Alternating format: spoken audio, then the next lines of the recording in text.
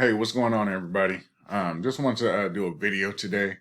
I was thinking about some things and thought, hey, why not talk about it, right? So one of the people I follow on YouTube is Dave Ramsey, and there are certain things that he talks about that I agree with, and then there's certain things I don't agree with. And I'll get into that during the course of this video. But specifically, what I wanted to do today is talk about, do I agree with Dave Ramsey's baby steps, right?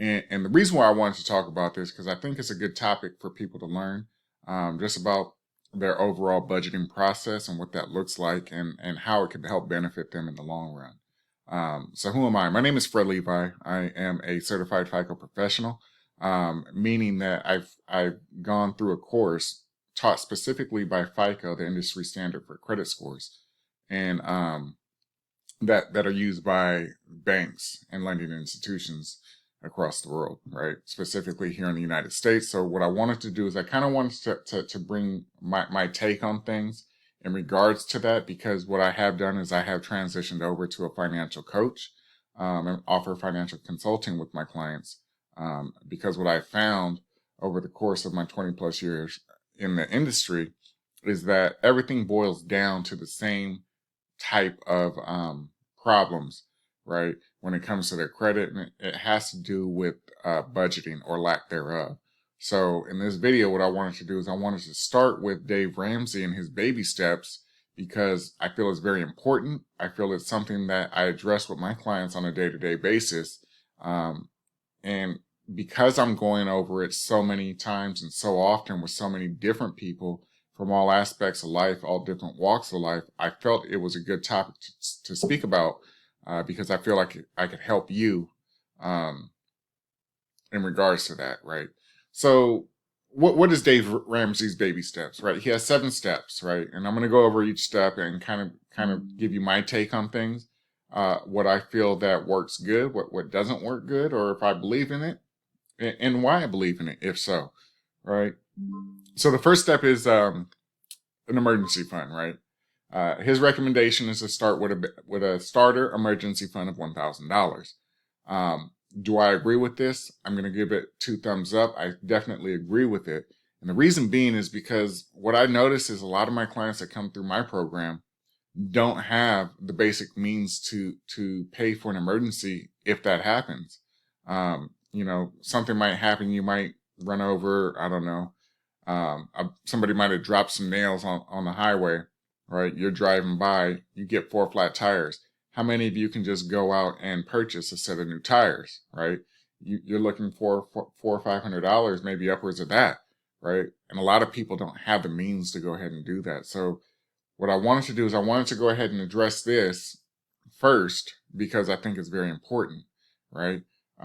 We want to make sure that we have our budget in place. And I talk about that in previous videos, but I want to talk about it again here today, right?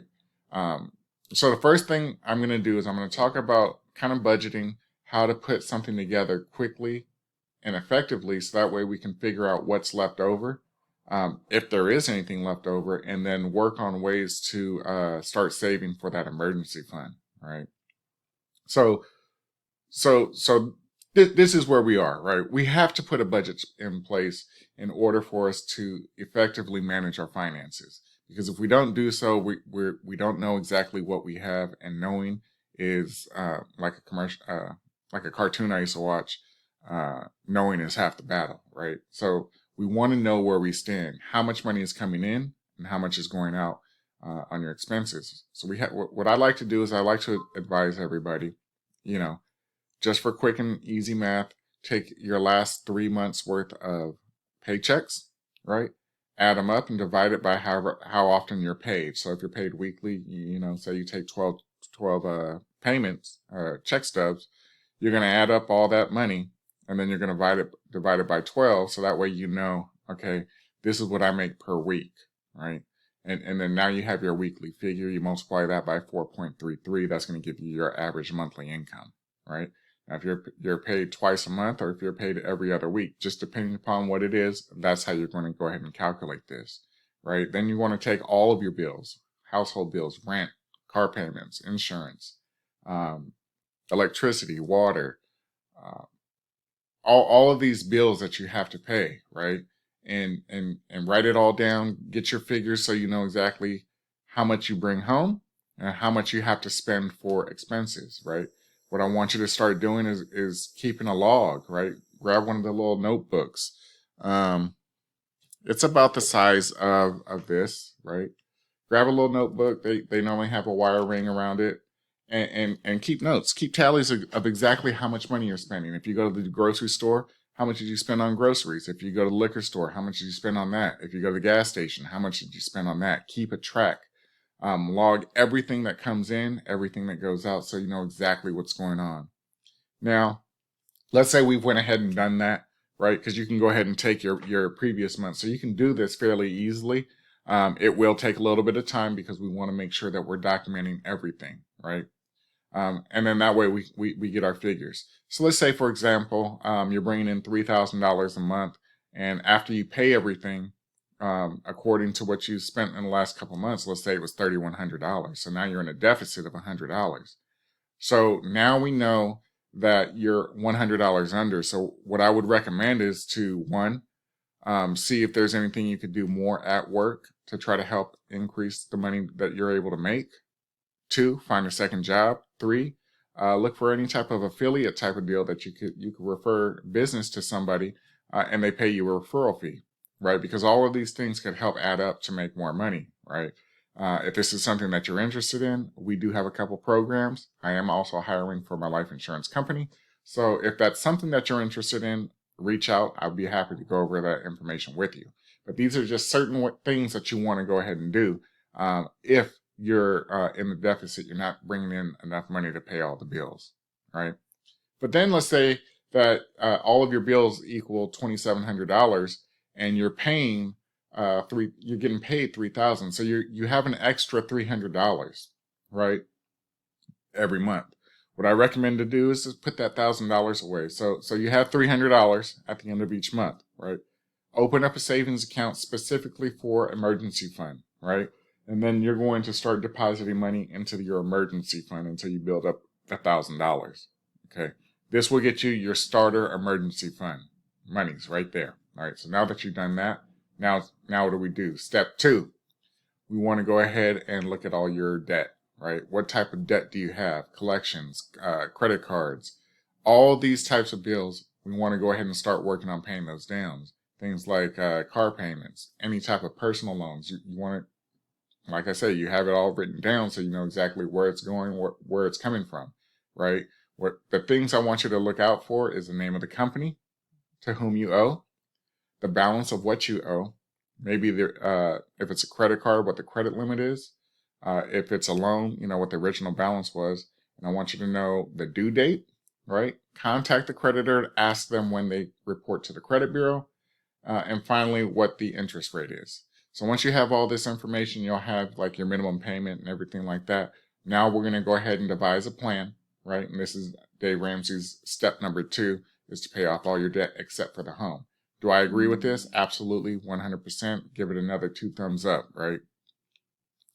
And the reason why we want to do that is because we have to, after we put together our emergency fund, we have to go ahead and start working towards debt elimination, right? Now, sometimes people are just so far in the hole that they don't know how to escape, where to go, how to go. So we want to put together a plan that is going to be written, right? Because if it's not written, then sometimes we're just going to tend to forget about it, right? We have our $1,000 from step 1, right? In our emergency fund savings account, right? Now we're going to start working towards paying off our debt, right? Now, what Dave Ramsey recommends is that you go ahead and start paying you put the accounts in order from lowest balance to highest balance, right? And there's a reason for his method of madness, right? Why does he recommend you do that? So that way you can see the progress, right? You're able to see the progress and work towards paying things off. That's called a debt snowball. But they also have what's called a debt avalanche. And what the debt avalanche is doing the exact same thing. But instead of using the balance, what you're going to be using is the highest interest rate, right? Now, which way works best for you? It all depends. Either way is good. as long as you're following the blueprint and sticking to the script. What I recommend is if you pay the debt avalanche style, you're going to save more in interest. If you pay the opposite way, the debt snowball, you'll be able to see exactly how things are getting paid, and you'll be able to start taking those funds to start paying, and you'll see a faster effect as far as like getting accounts paid off, right? Either way works good. I guess it's just a matter of preference. Do you mind paying extra interest, or are you looking at trying to see that things just get knocked down as you start paying things off, right? So it's preference as far as what you specifically want to see, right? So that's either way is good for me. I don't mind. Now let's say when you're in step 2, you have an emergency, and you have to dip into your emergency fund, right? What you're going to do at that point, you're just going to continue making all the minimum payments on your credit cards and build your starter emergency fund back up to that $1,000 rate. Once you hit it, then you're going to start back on your debt snowball or debt avalanche. You're going to take that $300 that you had extra, you're going to start paying extra on one of the bills, be it the lowest balance or the highest interest rate. Whichever method you prefer is what you're going to be doing, right? Step 3, save 3 to 6 months for a fully funded emergency fund. I agree with this 100% because this is going to get you where you need to be financially. It's going to help you secure exactly what you're trying to do, right? Because things do happen.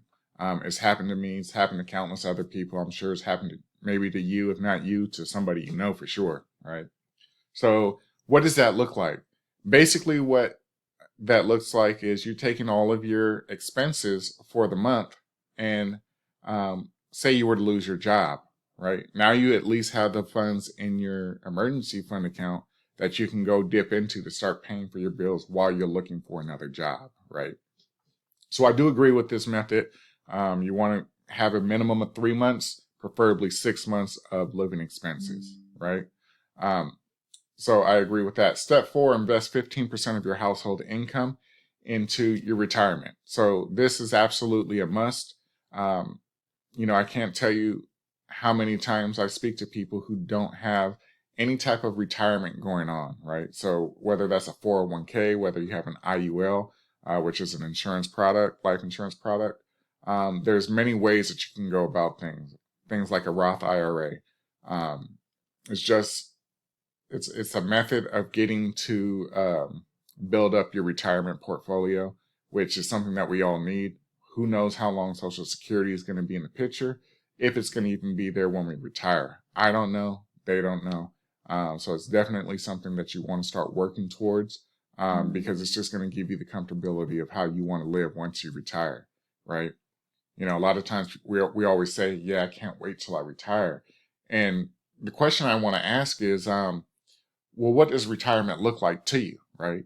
Does retirement look like, because basically what retirement is like a week-long weekend, right?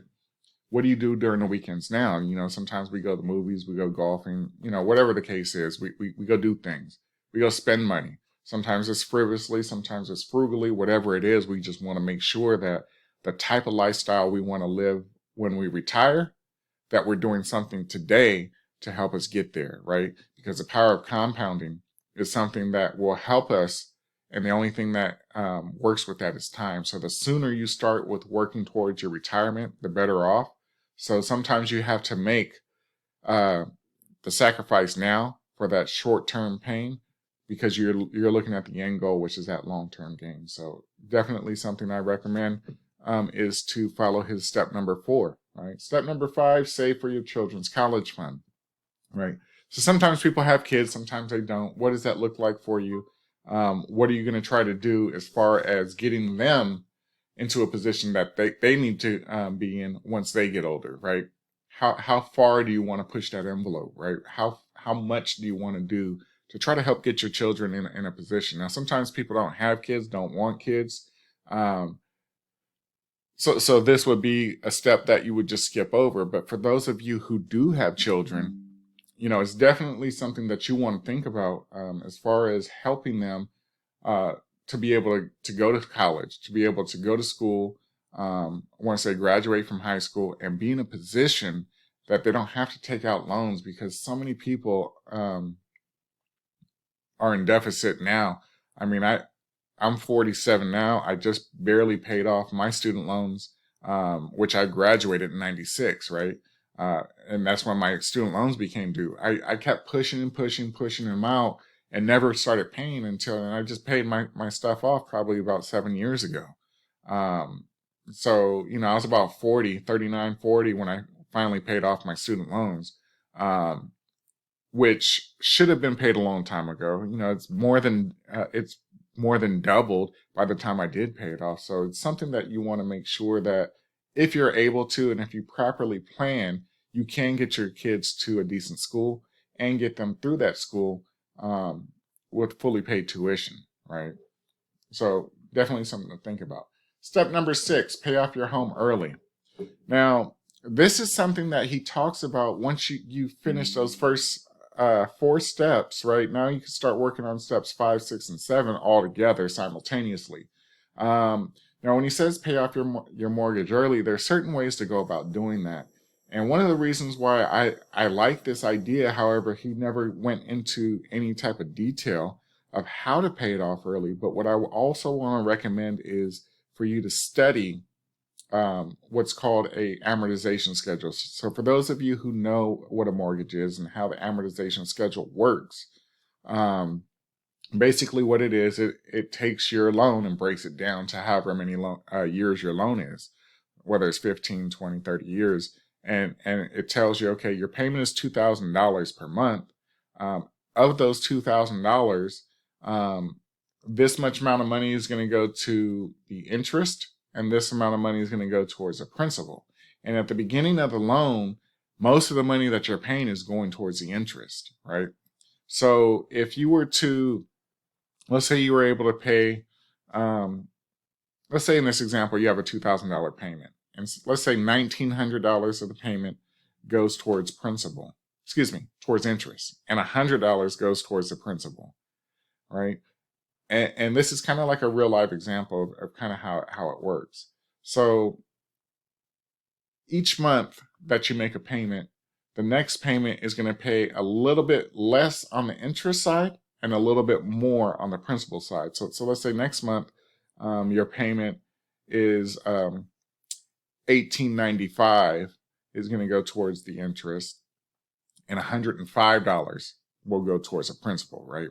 So it's a little bit. Right? If you were to pay $105 before that month came due, it would cancel out the $1,895 in interest, saving you that amount of money, plus saving you 1 month on paying that down. You just have to endorse the check to pay pay towards principal only. And by doing that, as you get money coming in, whether it's a bonus or you got another job and you just want to try to tackle that and pay it down as quickly as possible, now you're able to do it, but you're able to do it in a more effective manner, right? Because if you just pay it, if you just paid the $105, for example, and didn't have any endorsement on the check, they would hold those funds until they receive the full $2,000 and then apply it towards the payment, not really reducing the amount according to the amortization schedule. So it's very important to understand that, right? And then step 7, build wealth and grow. Definitely agree with it. It's definitely something that you can do, that you should do.